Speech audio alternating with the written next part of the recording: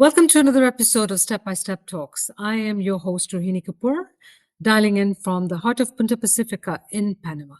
Our guest today is a very dear friend and an amazing woman, dialing in from Victoria, British Columbia.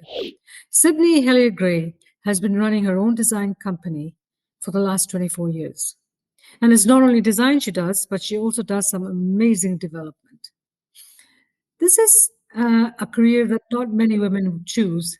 And I'm going to let Cydney explain to us, how she got into this, what inspired her to become an artist, and the challenges she's had, because that's what we want to share. Step by Step Talks always focuses on women being financially independent, no matter what career or what field you're in. Welcome, Cydney. Hi, Rohini. Thank you. Thank you so much. Well, you're very welcome. I wish I was in Panama. It's pouring rain here. Well, it's raining here too. It's rainy season as well. And I'll tell you, we're getting some monsoon rains here. Lots of thunder and lots of lightning. But Cydney, I want you to share your journey with us. You've been, you went into the field you're in and you started your company when your family was fairly young. And your desire and inspiration was always to be an architect, but you got into design instead. Do you want to share something with our audience about how you got there? What prompted you to get into this? Obviously, you were in a different career before you started. I went to design school. Originally, I wanted to be an architect and too much calculus and physics. And so I delved into design and wanted to be out in the world quickly. I started in fashion and I loved it for a while, but my true passion, honestly, was interior design and architecture. So yeah, I went back to school and slowly started a business. I worked for some people and I could see, well, if they can do it, why can't I? And then I started my business when the children were young, and it was no pressure because you've got to raise a family. So then I thought, okay, I'll start with one client, and one became two, became four. You know how it goes. So it was awesome, and yeah, it's been awesome ever since. And I just love the variety because it's a journey every project. It's not like going to work 9 to 5, because every time you have a new client, it's a new experience. And yeah, it's been good. Great. So now you've done some amazing work. Now I understand that you've just done a restaurant. You've just designed a restaurant in Victoria. It's actually in Cydney, BC. He young chef, and he had worked at Michelin star restaurants in the world. And he wanted to create this beautiful French-inspired, internationally inspired, Michelin-inspired restaurant. It's called Hellier in Cydney, BC. Boutique little restaurant, incredible. So we had several meetings, and helped design the space. And I got to say, it's an amazing restaurant. Very delicious. Good for you. Yeah. Excellent. Cydney, I know your work because you helped me when I was in Victoria with some of the design work that I did. You also have got into development now. I believe 2 or 3 years ago, you were doing some major development in Victoria. Yes, this was post-divorce, and I was in limbo because what am I going to do to create more funds, basically, because the pressure's on. Two people have been paying the mortgage, and now you're on your own, so I better up the ante. And what will I do? And I've always found that when I dive into something, and it might be scary, that it's the best choice I've made. And at the time, it might be a bit, I might be a bit apprehensive, but it's also exciting. So my friend said, why aren't you developing? Because she had just finished a project. And I said, yeah, why aren't I? And so I took her under my wing, and we did this in partnership because this was a friend designer that I had worked on and off with in the past. And so what happened is she started asking me questions about what should she do in one of her projects. And I thought, well, she just asked me. I think I'm going to phone her up on one of my projects. And then we realized we really missed working together, and it's like, what the heck, let's do some developing. So that's what we did. We built some duplexes with suites, and we did very well. And we refused to call it spec building because they were better than that. They Oh, had good for you. Yeah. very design inspired, simple. We didn't go crazy with a million colors. Just a really good balance. We tweaked the blueprints. Well, we were involved with creating the plans originally. And so it was an amazing experience because, yeah, you make a lot more money when you're doing something like that instead of working client by client. So it was very fruitful, fulfilling, inspiring, challenging, invigorating. I could go on and on. So you're a classic person. A classic case of somebody who'd say, don't be stronger than your excuses. You never make excuses. You just jump into it and you get it done. And then the results are there. Now you were working very with obviously in a very male dominated field. What kind of um, advice can you give to the audience regarding how do you work? Because you're working with project managers, you're working with contractors, you're working with, it's all a very strongly male dominated field. What advice would you give our audience? It takes some psychology. For the most part, it's been wonderful. I do come up against some resistance at times because, especially on a bigger project, when, you know, if it's a design driven project, which many are, that, the contractor has to listen to me. And yes, everything is set forth from the beginning.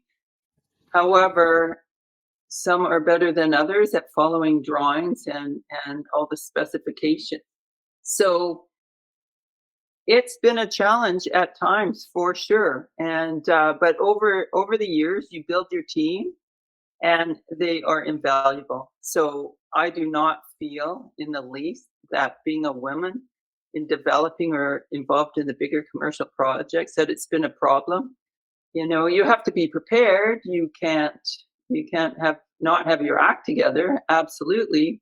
But you end up communicating through all your drawings. You're not, you've got all your material. These are facts that you're presenting, and you're both working for the client. So at the end of the day, you both have to work as a team to get the best So result. Cydney, can you share a story? Can you share a story where things went really bad and then a story where things went really well? Our audience loves stories. In terms of contractors, In terms of any job that you've done many jobs in the last 24 years, and some may be good, some may be bad. So can you share a story where things went very well? okay. So the biggest, I might as well talk about the success first. That's easier. That's Um, always easy. because there's way more of them. I think the biggest thing is trust overall, but a common thread in success that I love is when a husband and wife will invite me into the project because they might not be seeing eye to eye. One might want it more modern, one more traditional. That's another thing. Not always do people have their definitions right, but you start working with the husband and wife because they can't seem to agree on choices. So you just really have to break it down and get into their heads and figure out what they really want. So it's through a series of steps and obviously pictures and drawings, but I find it so heartwarming and satisfying when we finish a project and they just can't even believe how we got to where we got, because incorporating it both of their visions, but there's a way to meld it. And I just find that exciting that you have to work together in a threesome to get optimum results. And it's happened time and time again. And sometimes I'm a bit of a marriage counselor. They say, you're doing some counseling. And I say, yeah, I know. I have a bit of a background in psychology as well. So that always helps. And a sense of humor, because, Yeah. we don't want to do anything if we're not enjoying it. I always tell Yeah, people, a renovation or a new build is stressful, but at the end of the day, we really have to enjoy it, So exactly. Now, those are the successes. yeah, and you're unsuccessful ones. I think the biggest hurdle is sometimes people think it's expensive to hire a designer, and they're more worried about the clock than realizing they're going to get better pricing, they're going to get better project management, they're going to have a smooth flow, they're going to get the best trades, so some people are just resistant to going all in. They're counting every hour, and then they they just can't let go to trust the process. So, and some of those, that's fine. We spec items and move on, and they can carry on. That's fine. I respect that. But I just sometimes people should trust more, and that's my only challenge.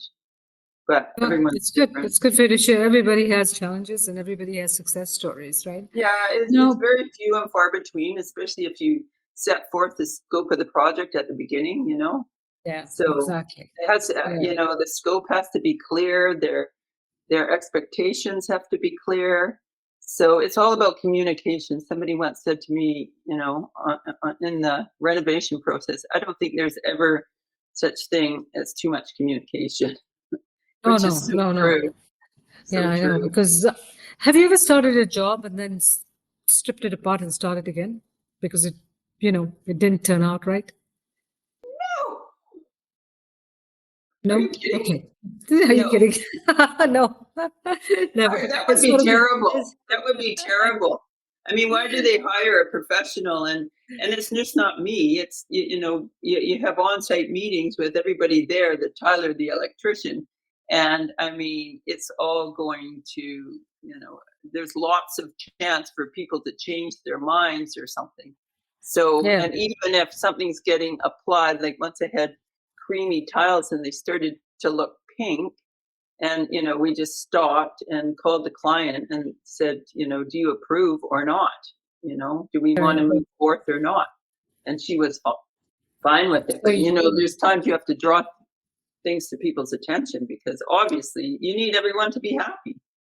Well, yeah, you're a very hands-on person, right? So you are there all the time, making sure everything's done the right way, right? Now, Cydney, a few years ago, I think it was just during COVID, I think, or was it just right after? You decided to take a holiday after your hard work. You'd been working too much, and when you got to, I think it was Cabo, something happened. And, I'd like our audience to know about that because, things happen in life, but you're an amazing person. How you got through this? Because you knew you've got only you to depend on, right? You don't have anybody else to depend on, do you? I did have a good friend on that trip with me. Okay. But no, I mean, So seeing that in future, that, if you had to look after yourself, it would be just you, there'd be nobody else because you are single and you are financially independent. yes, so I had I was thrown. I wasn't even in the water, and I was thrown back to the beach by a rogue wave that swept me off the beach an hour after I had arrived, and in no time at all, smack there I was. I couldn't move, and long story, but short story. I had a fractured L1. This is in San Jose del Cabo, and then so the next day, emergency CT scan, all the rest, and I had to have surgery. And you're already in shock, and I'm in another country, and I have no family nearby. I also part of maybe that's a womanly thing. You don't want to upset your kids. So, and at the same time, you're afraid as hell, and you can't speak the language, and you have to find a place to go to. And so, I do admit, I do a lot of meditation and mindful breathing and all of that.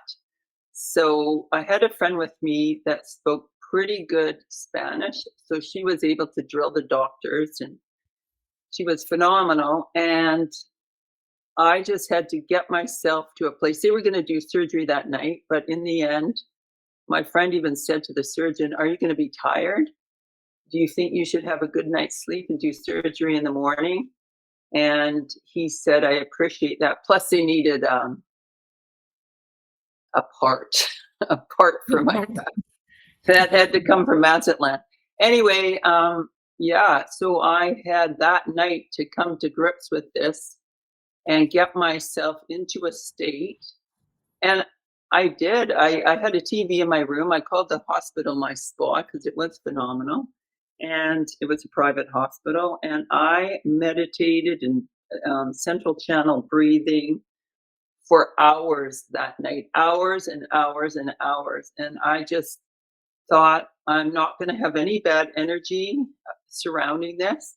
I'm going to move on. It happened. That's all. It happened. And we're moving forward. Everything's going to be the way it needs to be to make me heal the best. And so when my friend came in the morning, she said, "What's with you?" She says, "I'm more worked up than you." And I said, "I'm fine. I'm fine." And then I was fine. And I went for surgery. And then at one point I said, "Well, when am I actually going to go for surgery?" And they said, "You're finished." And I got the giggles. It was so funny. I couldn't stop laughing. I was so excited. Anyways, and yes, I had rehabilitation for sure. I couldn't walk for, took me a while. But, I had great support. Everybody was amazing. The hotel was amazing. The hospital was amazing. The staff, phenomenal, phenomenal care. And I just was grateful every step of the way. And so to me, it was just an exercise in we can overcome a lot just through intention. And I met you right after you had your accident and you got back to Victoria. I think you were in Mexico for a few weeks right before you got back. And when you got back, I remember you were not taking any painkillers. I remember that because you don't really like to take painkillers, and you were healing yourself. And you got out of, I think it took you a few months, but honestly, I think it's just amazing. I mean, how did you get out of that? Because somebody having spine surgery in a different country and then flying back again, and rehabilitation was at home, wasn't it? at home, I was healing there for a while because that was the other thing. Once I was let out of the hospital, I said, Yeah. I need some time in Mexico. Why should I go right away? And I had to come home first class because I couldn't sit upright. And Yeah. so, and I don't know if anybody knows the layout here, our little planes from Vancouver to Victoria, there's no way you're going to be stretched out. So that's fine. We came back on the ferry, but so it took a while. It took a while, and some physio, and I swim a lot and go to the sauna where I Sauna, yeah. I think we have not met. told our audience that that's where we met. That's right. We met in the sauna, right? And became good friends after that, right? Yeah, that's very good. So that's helped you. But what was your mindset for the benefit of our audience? I know you were doing mindful, a lot of mindfulness and, you believe in wellness, but there must have been times that you were down. And, how did you get yourself out of that? Because I keep bringing back financial independence. Because you were financially independent, you were able to go to a good hospital. You were able to come back and look after yourself. You didn't work for a while, right? Yes, I mean, insurance played into some of that. I think with anything, I had been an athlete as a child, a swimmer, Yeah. and you set goals, and you have your eye on the prize. So shit happens, and we have to keep looking at what we want because I've been through divorces. At one point, I can't say I was homeless, but kind of, because my mom was dying. I was cleaning up her place, cleaning up my place. The house had sold. Everything was happening at once. And you just have to have a mindset that I will absolutely land on top. And you do whatever it takes, and you get the help. You ask for help. That's another thing. It's very hard for some of us to ask for help, except for if it's technical. Yeah, But of course. and so you can't let go of what you want, and you can't be a victim. And so there are so many challenges we all face, and you have to keep your vibration up, whatever it takes, whether it's pumping yourself up and pounding your chest, or meditating in the sauna, or running. I used to run and train for marathons, but we have to keep our mindset there and be determined that no one's going to get the better of us, because we go through this life, we only have ourselves. That was Khalil Gibran. I remember hearing that when I was about 17. And it doesn't, no matter what, we really only have ourselves. So we have one kick at the can to make the best of it. So it's something that is my guiding light, you know? You are an inspiration to a lot of women, to a lot of people, not only just women. Because I mean, you make it sound easy, but I know it wasn't easy because I saw you. That's another thing. And You can't, yeah, it's what do you call that? NLP. You have to choose your words. You can't, I don't even look back and think of things as trauma. I try not to put that much energy to them, and they happened. And some people, I haven't had a horrible life by any stretch. And, but it's also how we frame things.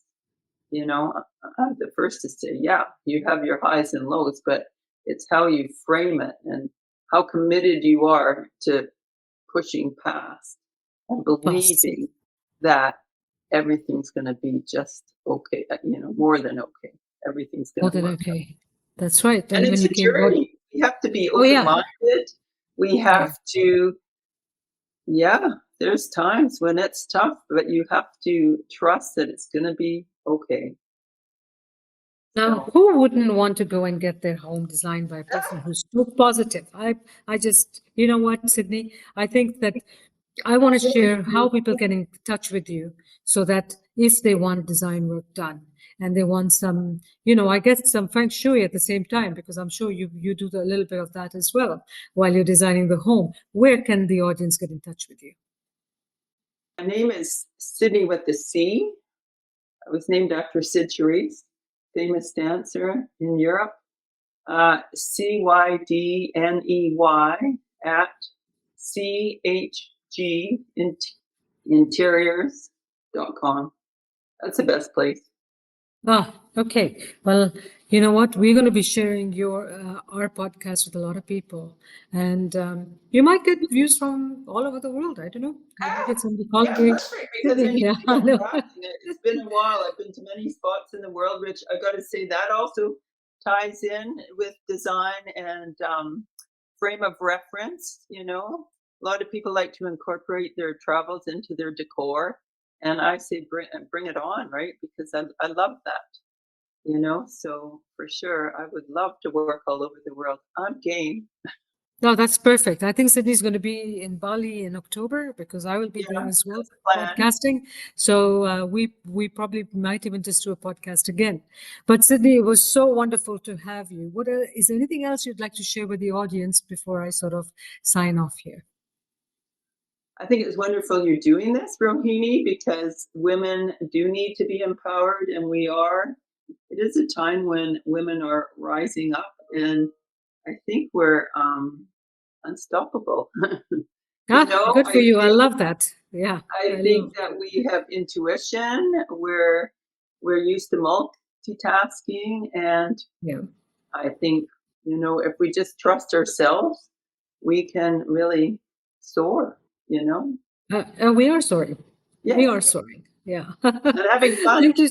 And having fun at the same time. Thank you, Yeah. Cydney. Thank you so much for being part of this episode. I just want to let everybody know that if you've liked our episode, please hit share, like, subscribe. And if you have any questions, you can contact me at stepbysteptalks.com. If you message me, I will personally answer any questions you may have. If you want to be part of the podcast, you can message me as well, and we will give you an interview and see if we can fit you in somewhere. We're getting very busy. Thank you so much, Cydney. I will be talking to you soon, and lovely to see you as usual. Thank you. Take Bye. care.